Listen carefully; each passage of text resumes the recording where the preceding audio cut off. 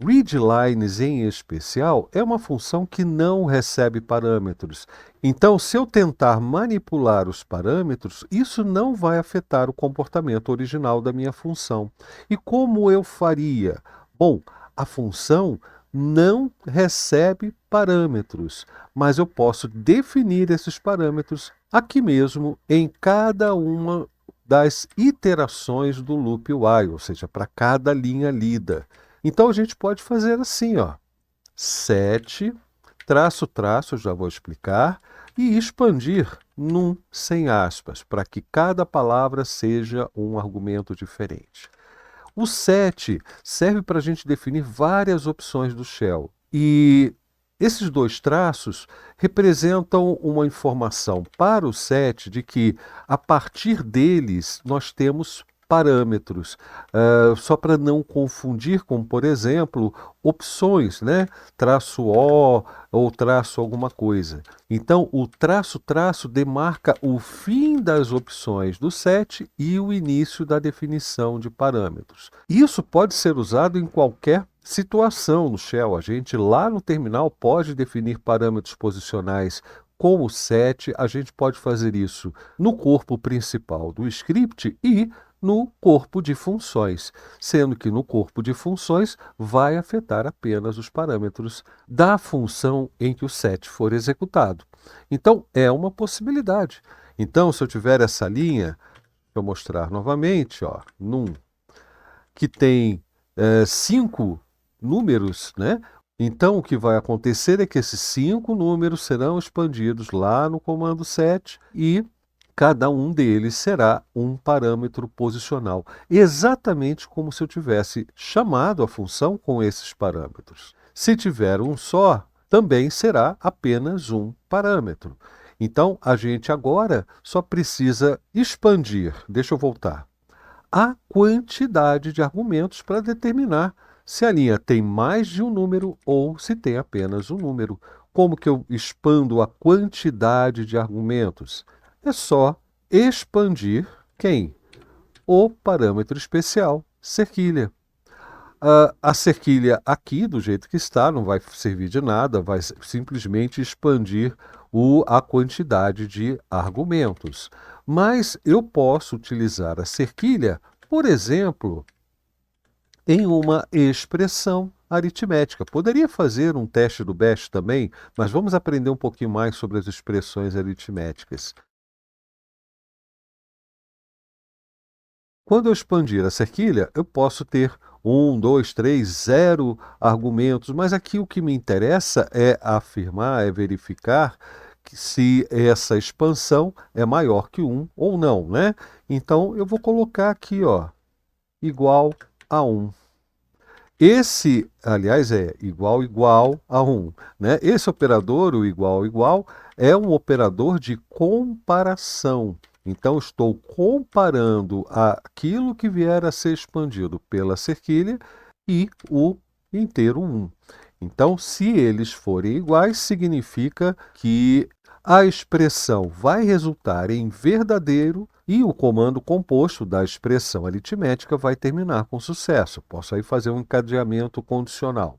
Outra possibilidade seria eu afirmar que é maior que 1. Então, aqui eu estou dizendo que essa expansão será maior do que 1.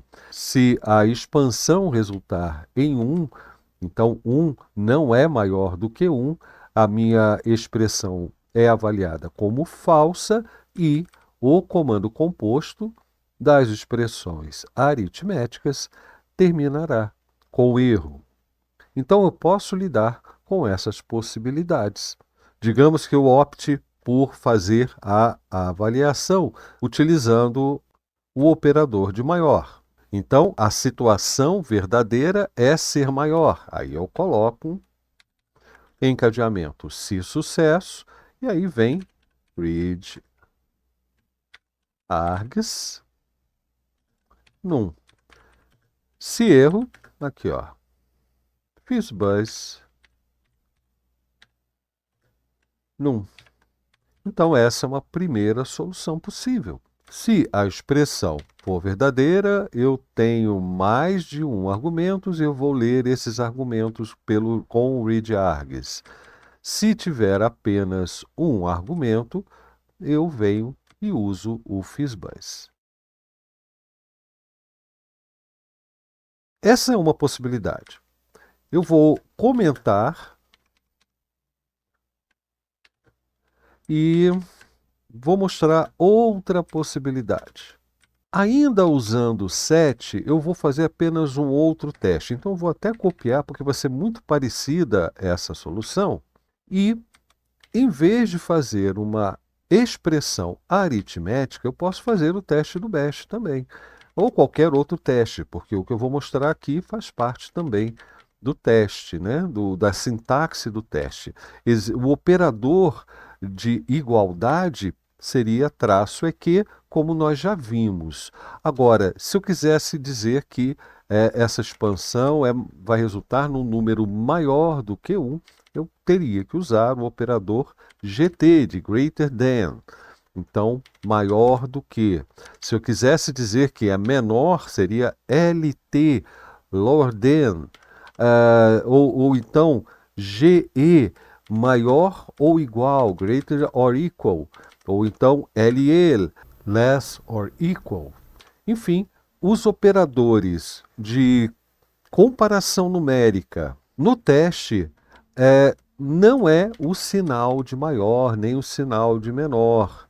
O sinal de maior e menor no teste serão utilizados para fazer comparações de strings, mais especificamente da ordem alfabética dessas strings. Qual string apareceria antes ou depois numa lista ordenada a partir de um dicionário ou uma classificação lexicográfica das strings. Nada que nos interesse fazer. Então, no caso, em se tratando de comparações numéricas, os operadores são esses: traço GT, traço LT, traço GE, traço LE ou traço EQ para equal ou traço NE para not equal. Então, não vamos confundir as coisas. O resultado seria absolutamente o mesmo. Então, essa é uma outra forma de implementar uma solução, que eu vou comentar, e agora sim, nós já lidamos com o set.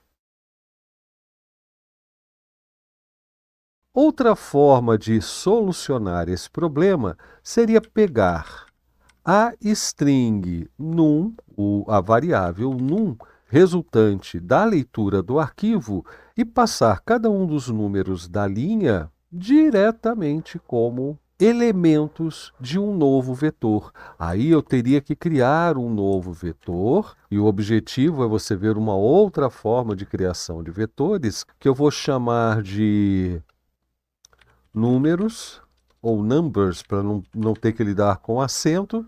Então, os numbers seria um vetor que eu definiria colocando entre parênteses a expansão de num.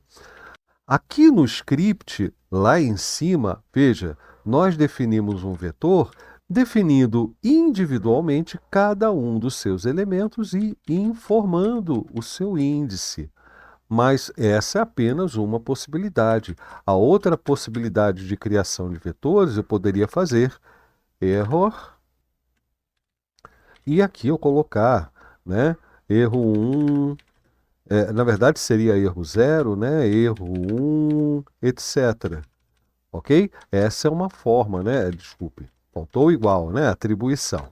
Então está aqui. Essa é uma forma de fazer a atribuição de elementos a um vetor também.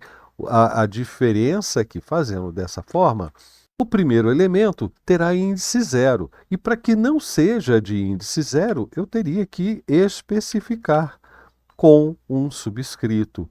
Como eu tenho que usar subscrito para chegar na situação que eu quero aqui, na definição dos erros, é mais fácil e mais prático também, né, a gente definir cada um dos elementos individualmente. Foi por isso que eu escolhi essa abordagem. Mas vamos voltar aqui ao nosso problema. Está aqui. A forma mais comum, inclusive, de se criar vetores é listando palavras entre parênteses na atribuição a um nome. Então é exatamente o que nós estamos fazendo. Num pode expandir um elemento ou mais elementos, mas de qualquer forma a gente terá um vetor como resultado. E aí, o que eu faria é basicamente qualquer um desses dois testes, só que usando a variável vetorial numbers. Por quê? Aí deixa eu só copiar um desses aqui. Eu vou copiar o da expressão aritmética. Vou colar aqui, tirar esse comentário. Só que, então, a gente precisa da quantidade de elementos do vetor numbers. E a gente faz isso expandindo todos os elementos de numbers. Aqui pode ser com arroba ou asterisco, tanto faz, porque não estará entre aspas. Colocando a cerquilha antes do nome da variável vetorial. A cerquilha antes do nome de um vetor vai expandir para a gente a quantidade de elementos do vetor. Se fosse uma variável como num, por exemplo, uma variável escalar, e eu expandisse com a cerquilha na frente, aqui não nesse caso, tá, gente? Eu só estou aproveitando a digitação da variável. Se eu escrevesse dessa forma aqui, a expansão de num, o resultado seria o número de caracteres dessa variável escalar.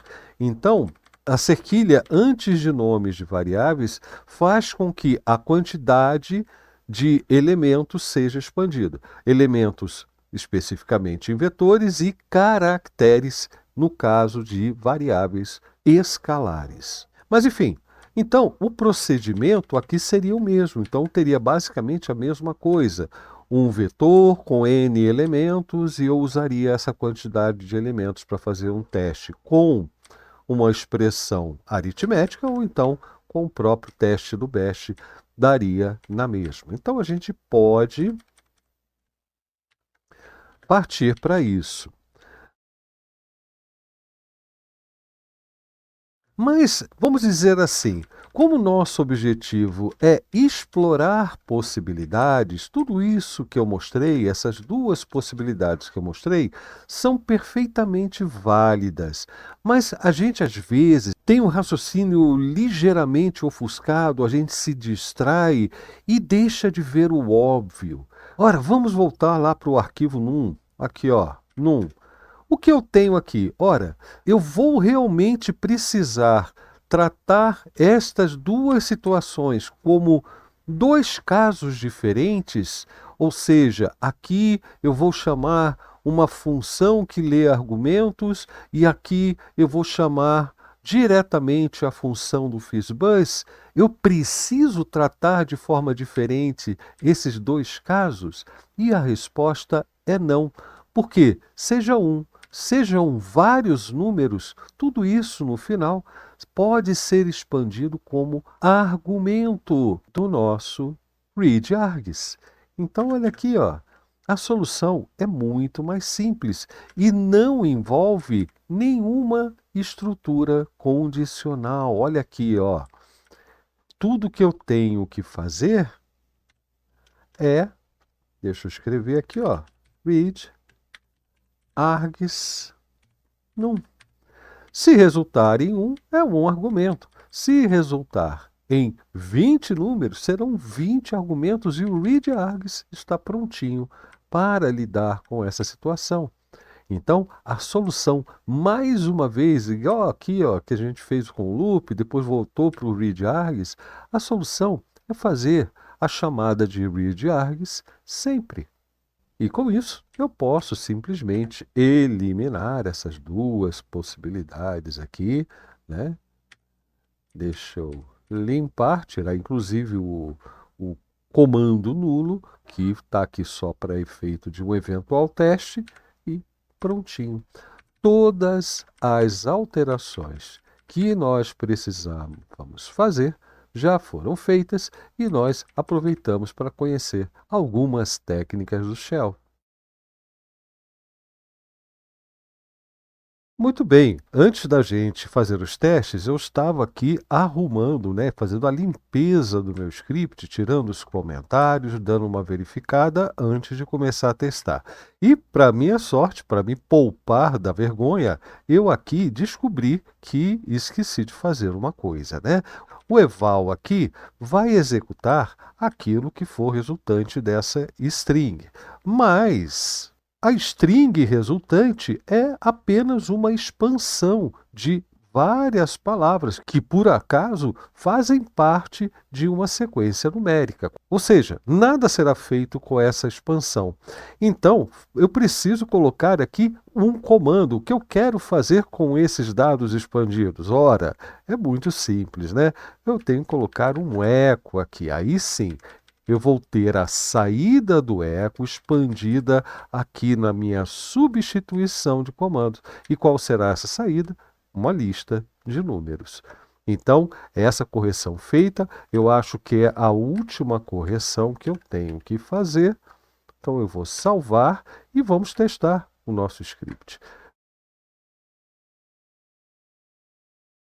Quer fazer uma retrospectiva do que nós mudamos? Então vamos fazer. Olha, nós começamos incluindo a opção R para receber faixas de números. Como que esses números serão processados? Através da função evalRange. Então foi aí que eu descobri que eu tinha cometido o erro, né? Então está aqui readargs e a lista dos números vem do eval. Maravilha. Vamos testar essa parte. Então, bora lá para o terminal e vamos invocar o nosso script fizbus2.sh-r. Vamos botar aqui de 0 a 10, aproveitando que agora nós podemos usar o 0 como um argumento do tipo inteiro válido. Então, maravilha. Cruzando os dedos e deu tudo certo. Tranquilão. Olha aqui, 0 é Fizbus porque é divisível tanto por qualquer número, né? 0 é divisível por qualquer número. E temos o 3 aqui como fiz, o 5 como bus, o 6 como fiz, o 9 como fiz e o 10 como bus. Funcionou perfeitamente. Vamos voltar lá para o script para ver as outras mudanças. E elas foram feitas aqui no readlines, que agora vai chamar readargs também, igualzinho aqui o evalRange, para processar os argumentos vindos da variável num, que por sua vez vem ou por pipe ou por arquivo. Então, vamos testar essa mudança também. Passando para o terminal, vamos executar o fizbus lendo o arquivo num que nós utilizamos, inclusive, para demonstrar as mudanças. E aí está, de 20 até 24 estava numa linha só. Eu vou mostrar novamente. 25 estava sozinho numa linha. Depois acho que vinha 26, 27 e 28. O fato é que deu tudo muito certo. Funcionou direitinho como previsto. Vamos conferir? Ó, fazer aqui o cat de num.txt e tá lá, ó. Essa primeira linha eram 5 números, depois vinha um número, depois 3 números e aí aleatoriamente outras quantidades, né? Então, essa segunda, vou fazer aqui novamente, essa segunda mudança também funcionou perfeitamente.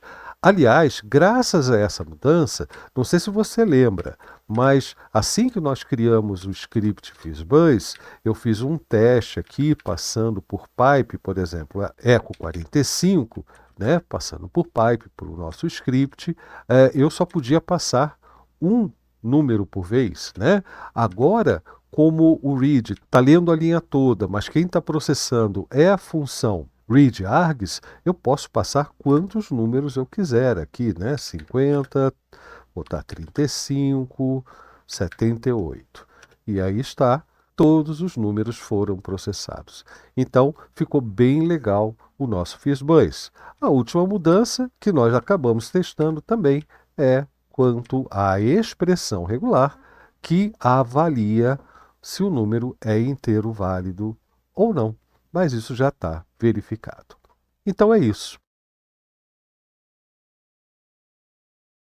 Ainda no espírito de exploração de possibilidades, esse daqui é o meu script para criar scripts. Toda vez que eu quero criar um script mais sério, eu executo esse script e eu já tenho todo o esqueleto montadinho para mim, com todas aquelas seções que a gente viu quando resolveu o problema do FizzBuzz. E a ideia agora é a gente analisar junto esse script para conhecer algumas novas possibilidades e dar ideias para você. Eu vou disponibilizar esse script lá no nosso repositório, mas é muito importante que você tente criar o seu próprio script, talvez com base no que nós veremos ao longo aí do restante da aula. Para começar, você pode ver que eu também estou seguindo aquelas seções, com exceção dessa primeira, que é reservada às opções. Muitos scripts que eu escrevo envolvem algum tipo de opção. Eu também divido aqui no meu modelo em algumas outras seções, como por exemplo, tudo que diz respeito ao script, eu crio uma seção about, ou sobre. Aqui embaixo, na seção de strings, vem efetivamente as mensagens de erro e outras mensagens com que eu venho a trabalhar no meu script. E, em especial, nesse script de criação de scripts, eu tenho o modelo, o template que eu vou usar na criação dos meus scripts. E ele é basicamente uma string correspondente a tudo que eu quero deixar pré-definido no novo script. Então, até aqui, essa aspa, tudo isso é apenas uma grande string que será o conteúdo do novo script. E aqui no final, eu tenho a minha seção de funções e a minha seção principal. Em relação à criação do script em si, toda a rotina está aqui nessas três linhas. O que a gente precisa para criar um script? A gente precisa de um arquivo novo com um texto do script, a gente precisa dar permissão de execução ao arquivo do script e abrir num editor. É basicamente o processo que eu apresentei nas primeiras aulas sobre criação de scripts. Mas, como se trata de um processo automatizado, eu também preciso fazer alguns testes. Eu estou testando, por exemplo, se o meu script para criar scripts foi executado sem argumentos. Nesse caso, o que vai acontecer é, eu vou expandir a quantidade de argumentos numa expressão aritmética e se essa expansão for zero, ou seja, zero argumentos, o comando vai terminar com erro e eu vou executar este agrupamento de comandos, que vai fazer o quê? Vai imprimir a mensagem de ajuda, a mensagem help, e vai executar a função die. Pois é, a mesma função die que nós usamos lá no FizzBuzz. Isso é para você ver que o exemplo dado é um exemplo prático. Está aqui a função die. Ela só tem uma diferença em relação ao die do FizzBuzz, que é o redirecionamento da mensagem impressa pelo eco para a saída padrão de erros. No Bash, a gente pode copiar o conteúdo de um descritor de arquivos para outro. Sem essa parte aqui, que eu vou separar, apenas com o operador destinado a algum lugar, né? Porque seria o redirecionamento, eu teria que ligar isso a um arquivo, eu apenas imprimiria a saída do comando echo em um arquivo qualquer. Juntando aqui esse e-comercial e o número de um descritor de arquivos, no caso, descritor de arquivos 2, a saída padrão, o que eu estou fazendo é mover aquilo que iria para a saída padrão para a saída padrão de erros. Então, eu estou redirecionando a saída padrão para a saída padrão de erros. Para facilitar a leitura desse redirecionamento, que é apenas mais um dos que nós veremos ao longo do curso, eu gosto de dizer assim: mova o descritor de arquivo X, qualquer aqui, no caso a saída padrão, para onde aponta o descritor de arquivo Y, que no caso é o descritor de arquivos 2. Repetindo, mova o descritor de arquivo X para onde aponta o descritor de arquivos Y. É assim que eu gosto de ler para não me confundir. Enfim, é a única diferença, porque eu não quero, na saída padrão, uma mensagem de erro. Só isso. Como a mensagem vai aparecer no terminal de qualquer forma, aqui é uma questão de poder, em outras situações, enviar as mensagens de erro para um arquivo especializado em coletá-las. Um arquivo de log, por exemplo, log de erros.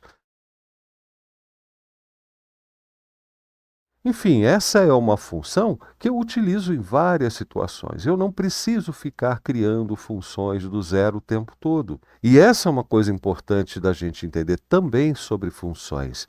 As funções têm também a sua justificativa na possibilidade que elas oferecem de serem reutilizadas. Quer ver outro exemplo de reutilização de funções? Está aqui. File exists. Essa é a mesma função que nós usamos também lá no FizzBuzz para determinar se o arquivo com os números existia. Então, eu posso criar funções e reaproveitá-las em vários trabalhos diferentes.